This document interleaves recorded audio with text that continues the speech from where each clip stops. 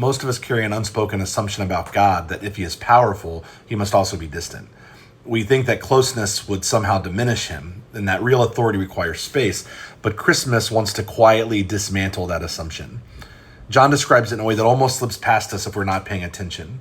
John chapter 1, verse 14 explains the word became flesh and dwelt among us. It did not visit, it dwelt. God did not send clarity from a distance or manage humanity from above. He crossed the distance himself, and that choice tells us something essential about what God is like.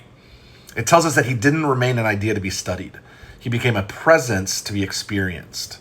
He didn't ask us to climb our way toward him. He stepped into the ordinary places where life was already happening. And that forces a question that we don't usually slow down enough to ask. What kind of God would do this? And the answer is only a God who refuses distance. Distance is how power usually protects itself, but God chooses proximity instead.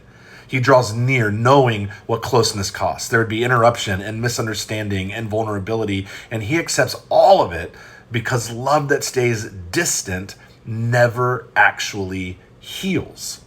And closeness changes things in a way that distance never can.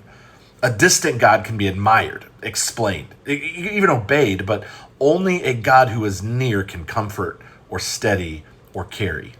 Only closeness means you're not facing fear, grief, or uncertainty alone. God didn't draw near to make life easier. He drew near so you wouldn't have to endure it isolated and alone.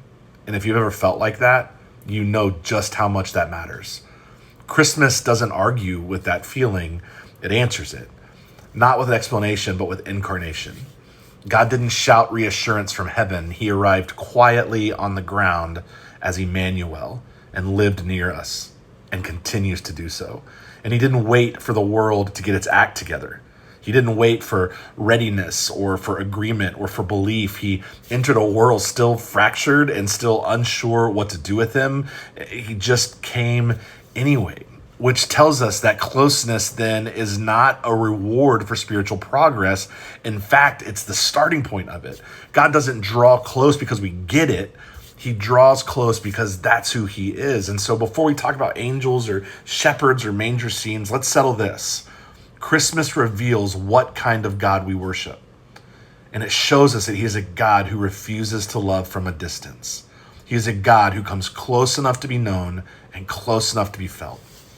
Thanks for spending a few minutes before the noise with me today. And don't forget, God moved toward you long before you ever moved toward him.